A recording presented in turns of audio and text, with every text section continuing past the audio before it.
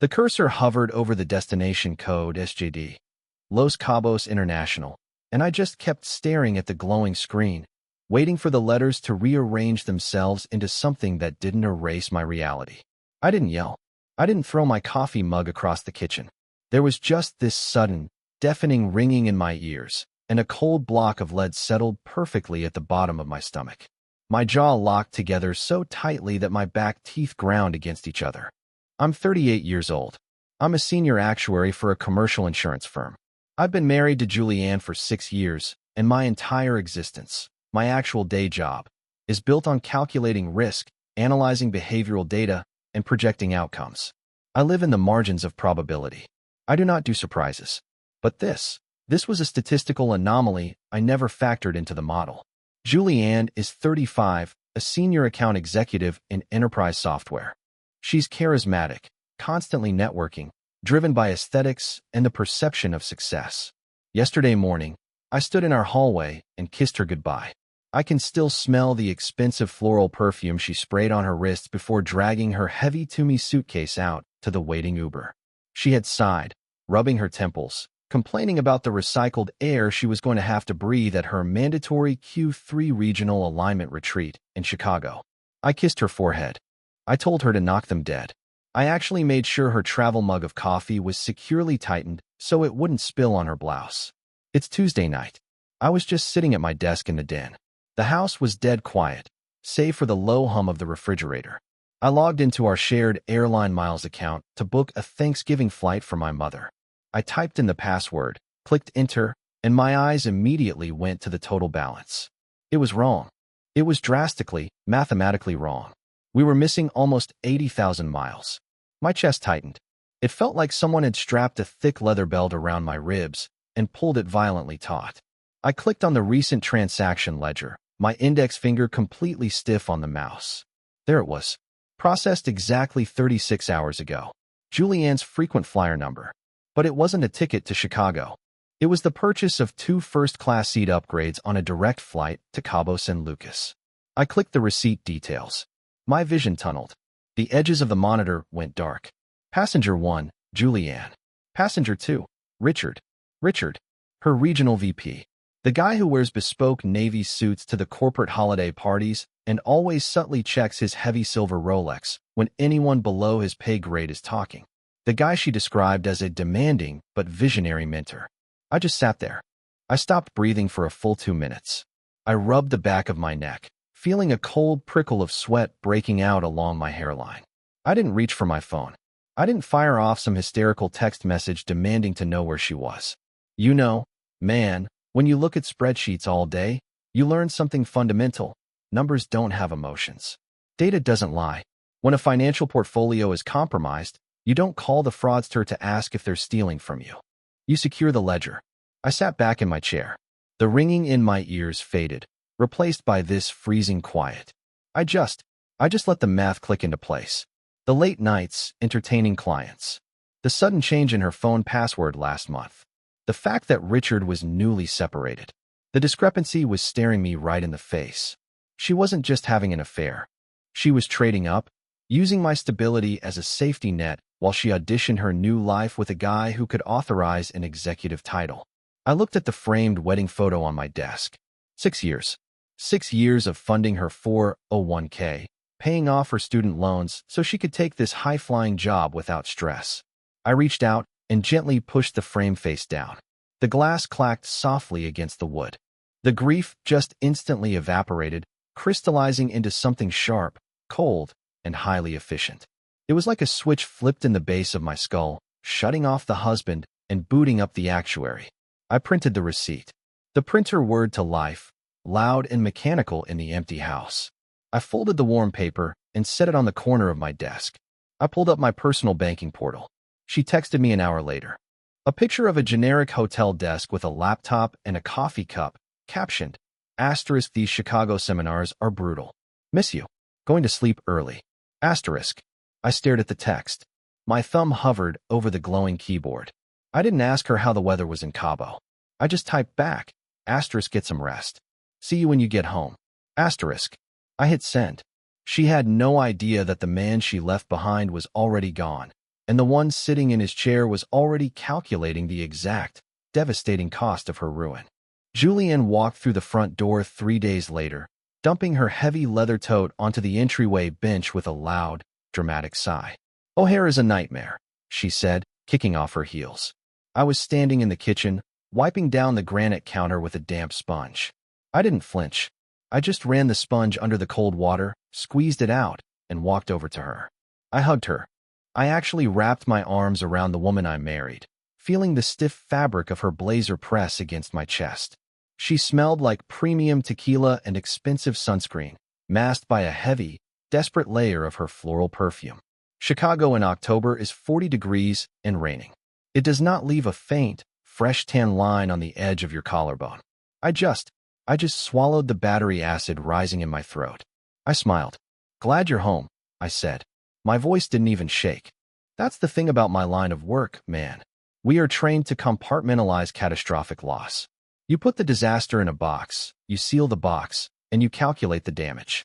For the next 60 days, I turned my marriage into a compromised insurance portfolio. I audited her entire reality.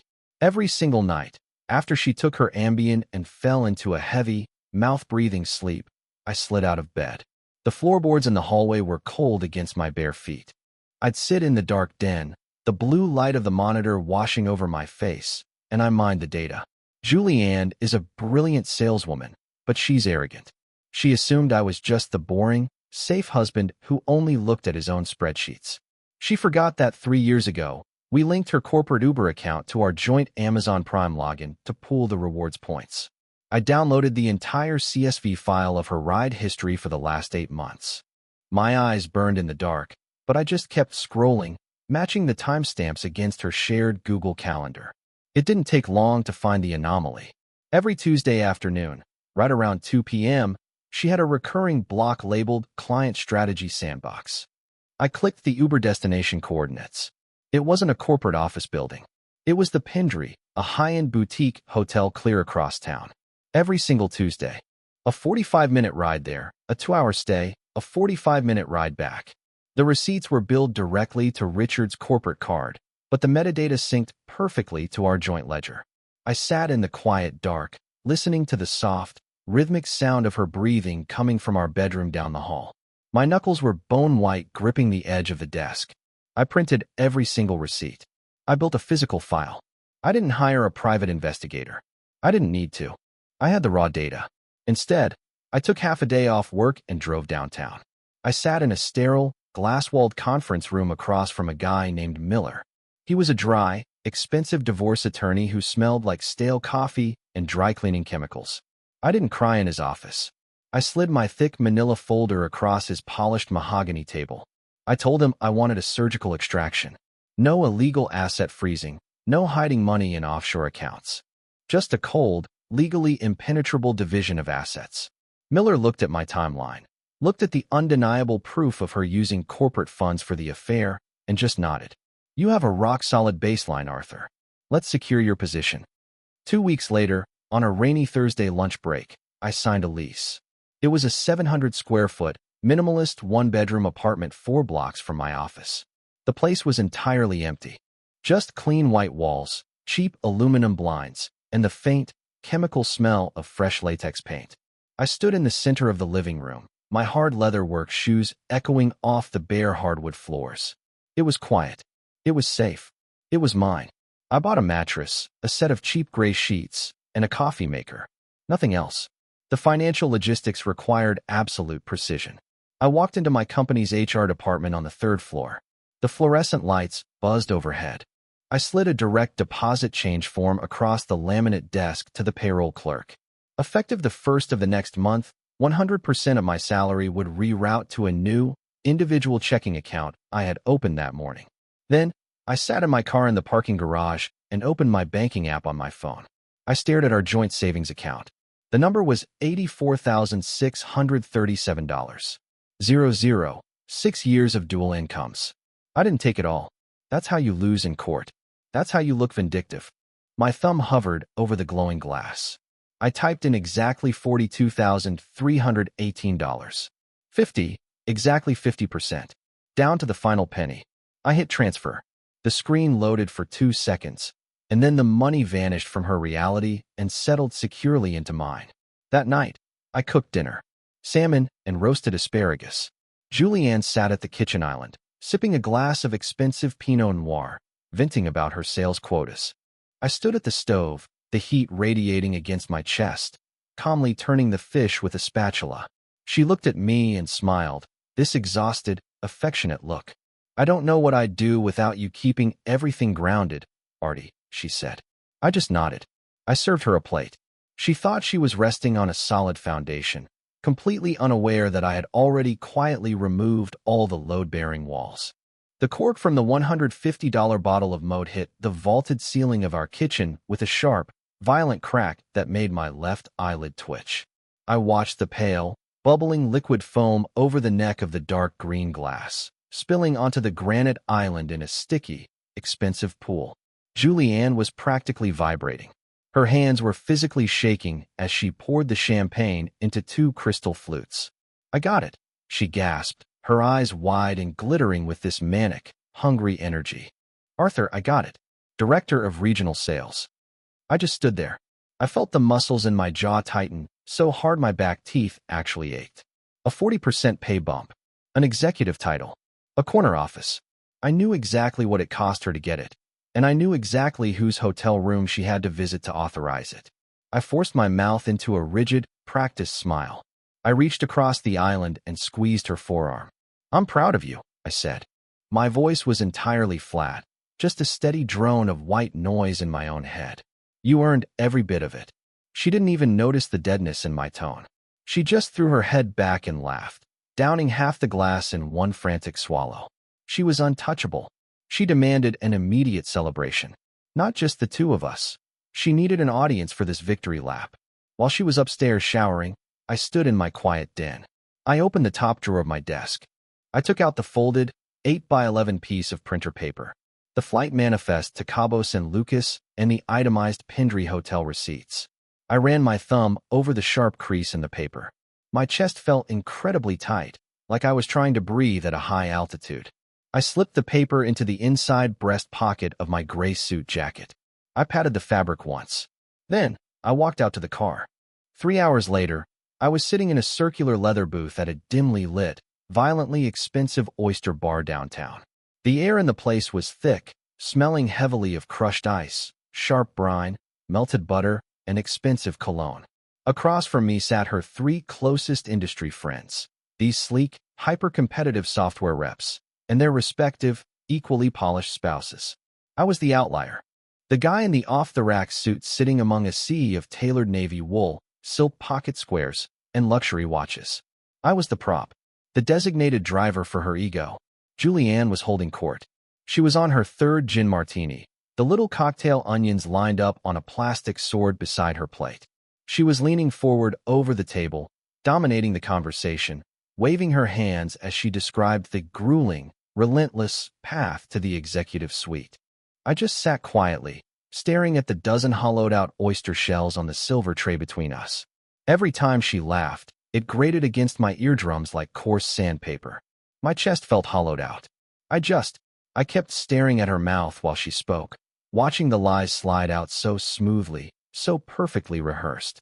It was terrifying how naturally it came to her. "Honestly, I couldn't do it without Artie," Julianne said loudly, reaching over to pat my knee under the table. She looked around at her friends with this condescending, performative fondness. It made the hair on the back of my neck stand up. He's my anchor. While I'm out on the road, fighting in the trenches, flying across the country for these brutal strategy alignments. Artie just stays here. He keeps the lights on. He manages the spreadsheets. He keeps me sane. The table chuckled. A chorus of polite, pitying smiles directed right at the boring, predictable actuary. She was actively using me to elevate herself in front of her peers. Look at the high-powered executive who still makes time for her simple, unadventurous husband. It was a masterclass in corporate narcissism. I watched the waiter drop off another dozen oysters. I started calculating the bill in my head. For martinis, 3 scotches, 2 bottles of wine, the massive seafood tower. Easily pushing $800. An expense she'd probably try to write off on the corporate card, or worse, put on our joint debit card. The one linked to the account I had already quietly drained of exactly 50% of its backing. I felt a strange, detached sense of calm wash over me. I wasn't her husband anymore. I was an auditor observing a failing asset right before liquidation. I took a slow, deliberate sip of my ice water. The condensation chilled my fingertips. I didn't defend myself against her backhanded compliments.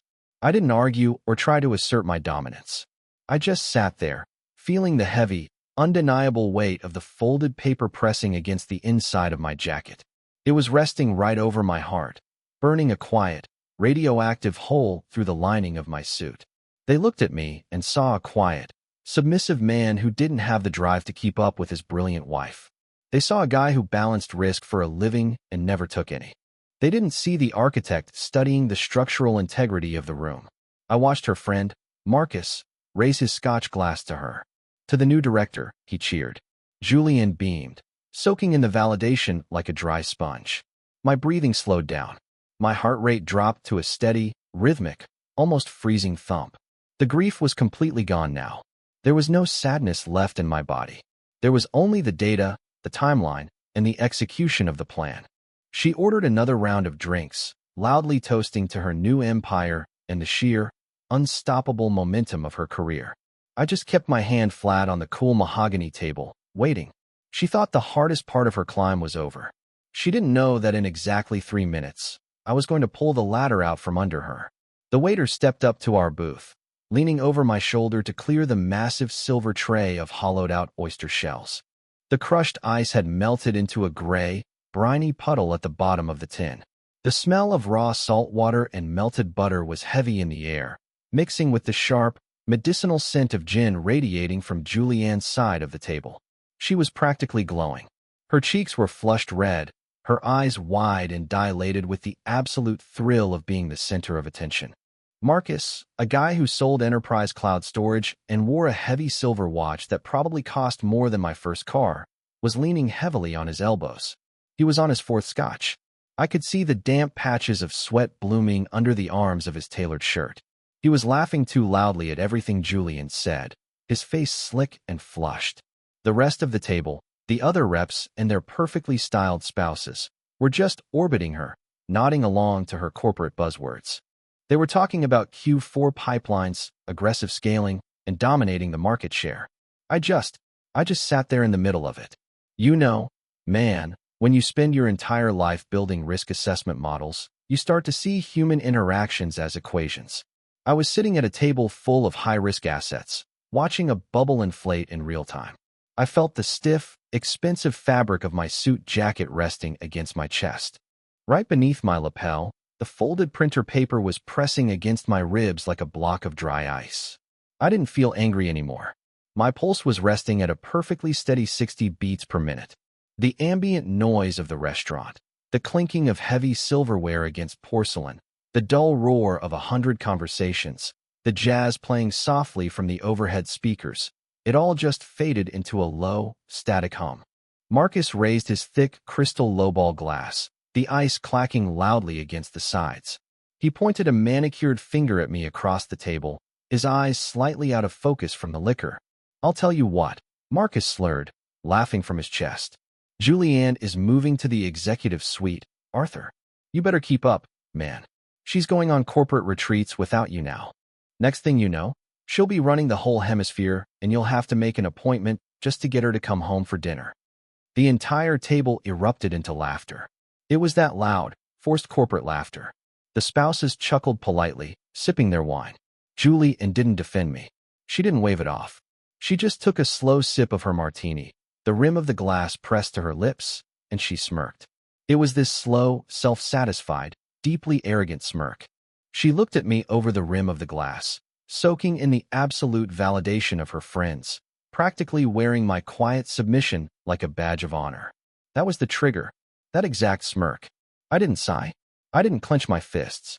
I didn't raise my voice to cut through the noise. I simply reached forward, my fingers wrapping around the thick, sweating glass of my ice water. The condensation dripped down the sides, completely freezing against my skin. I picked it up, took a very slow, methodical sip, and then set it back down on the mahogany table. The heavy thud of the glass against the wood was barely audible over their laughter, but the movement was so deliberate, so coldly calculated, that Marcus's eyes flicked down toward my hands. I looked at Marcus. I held his drunken gaze for 2 full seconds, letting his laughter slowly die in his throat. Then, I slowly turned my head. I looked directly into Julianne's eyes. The air in my lungs was completely still.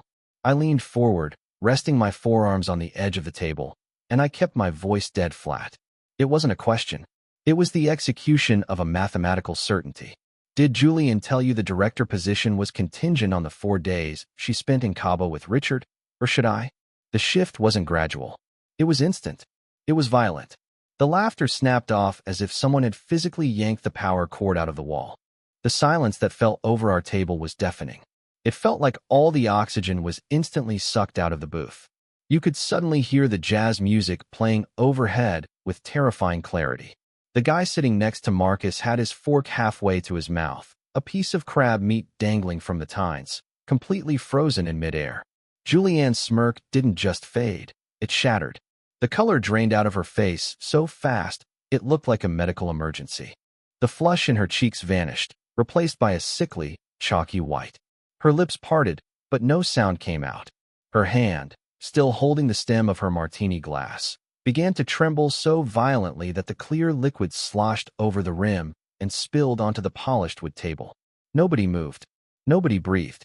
My wedding band clinked faintly against the wood as I shifted my weight. It was the only sound at the table. The laughter died in their throats.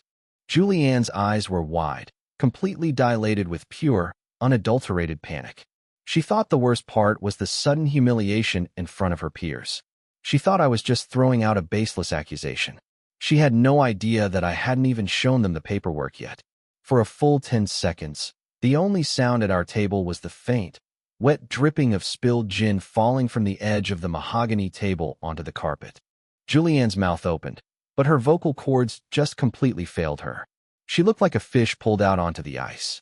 Then, the survival instinct kicked in. She tried to patch the hull. Artie what? She let out this breathless, high-pitched giggle that sounded like scraping metal. What are you talking about? Are you? Guys, he has this really dark sense of humor, I swear. He's just... She looked around the table, her eyes wide and begging. Artie, stop playing around. You're making things weird. She reached out to touch my hand. I simply pulled my hand back, folding it into my lap. Her fingers grasped at empty air. I didn't argue with her. I didn't raise my voice to shout her down, and I didn't call her any names. You know, man, you don't argue with a bankrupt ledger. You just show the math. I reached my right hand inside the breast pocket of my gray suit jacket. I felt the sharp, clean crease of the printer paper. I pulled it out. The sound of the paper unfolding in that dead-quiet booth was as loud as a gunshot. I smoothed it out with the palm of my hand and placed it face up, right in the center of the table, perfectly illuminated by the low-hanging amber pendant light. I kept my eyes locked on Julianne as I tapped the center of the page with my index finger. That is the United Airlines flight manifest to Cabo San Lucas, I said, my voice completely devoid of any inflection. Underneath it is the itemized receipt from the Pendry Hotel. 8 weeks of Tuesday afternoon visits, billed directly to Richard's corporate platinum card, but automatically synced to our shared Prime account. Marcus leaned forward instinctively, his eyes scanning the bold black ink. I watched his jaw physically drop. The other reps, the same people who had just been toasting to her brilliance, leaned in, their eyes darting over the undeniable, time-stamped proof. Julianne stared down at the paper. The last remaining drop of blood left her face. Her chest started heaving, these short, rapid, shallow breaths. Arthur, please, she whispered, the arrogance completely stripped from her throat. Please, don't do this here. I'm not doing anything, Julianne, I said quietly. I'm just delivering the final audit. I sat back, resting my hands on my thighs. My lawyer served Richard's wife with this exact timeline at exactly 4 o'clock this afternoon. I requested delivery confirmation. She signed for the envelope in her driveway. Simultaneously, I blind copied your corporate HR department, the VP of Ethics, and your regional compliance officer. The guy sitting next to Marcus, the one with the crab meat still on his fork, slowly lowered his hand and set his silverware down. I detailed the specific ethics violation. I continued, feeling this bizarre, floating sense of peace settling into my ribs. Regarding a regional VP securing a director-level promotion for a subordinate he is actively sleeping with, utilizing company funds for the hotel. The reaction from her friends was instantaneous. Marcus didn't say a word. He just slowly placed his hands flat on the table and pushed himself backward, sliding his body deep into the leather booth. He was physically distancing himself from her. In their hyper-competitive corporate world, this wasn't just embarrassing. It was fatal. Julianne was no longer a rising star. She was a massive, radioactive liability. To be associated with her right now was to risk their own equity. The wives were staring at her in absolute, unblinking horror. Julianne's eyes filled with tears. Her hands were shaking so violently that her heavy silver bracelets rattled against each other. "Artie, my career." She choked out, her voice barely a rasp. You just killed my career." "No," I said, my voice barely above a whisper. "You did. I just submitted the paperwork." I stood up. I didn't rush. I calmly buttoned the center button of my suit jacket. I looked down at her. She looked incredibly small, shrunken into the corner of the booth, surrounded by people who were already calculating how to sever ties with her. "My half of the rent is paid through the 31st, I told her, looking at the top of her head. "The divorce papers are sitting on the kitchen island next to your coffee maker." I left the keys on the counter. I turned around and walked away. I didn't look back. I just wove through the crowded tables, out the heavy glass doors, and into the freezing October rain. I walked out into the cool night air and got in my car. My ledger was clean. But for Julianne, the audit was just beginning. The fallout was entirely predictable. When you introduce a massive, undeniable liability into a corporate structure, the organism instantly purges the infection to survive. I didn't even have to be in the building to know exactly how it played out the next morning. By 9 o'clock, Richard was sitting in a soundproof HR conference room. "You know, man, a guy like that, a guy with a bespoke Rolex and 7 figures in unvested stock options, he doesn't risk his portfolio for a mid-level affair." The second his wife's lawyer formally filed the discovery papers and corporate compliance reviewed my timeline, Richard went into absolute, ruthless survival mode. He threw Julianne under the bus with terrifying efficiency. He formally claimed she aggressively pursued him. He told HR the Cabo trip was her idea, a manipulative, calculated play to secure the director position, and he had simply lapsed in judgment under her relentless pressure. Julianne's keycard was deactivated before she even came back from her lunch break. The promotion she had just toasted with $100 champagne was instantly revoked. They didn't even let her pack her own desk. A security guard handed her a cardboard box in the glass lobby, and HR gave her the stark, mathematical option: resign quietly and immediately, or be officially terminated for cause, which would permanently nuke her background check in the enterprise software sector. She signed the resignation. She had to. It's been 3 months since that night at the Oyster Bar. It's a freezing Tuesday in January.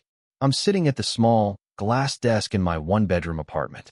The walls are still bare white. The only sound in the room is the quiet, rhythmic dripping of my cheap coffee maker and the low, steady hum of my laptop fan. It smells like roasted dark roast grounds and clean laundry.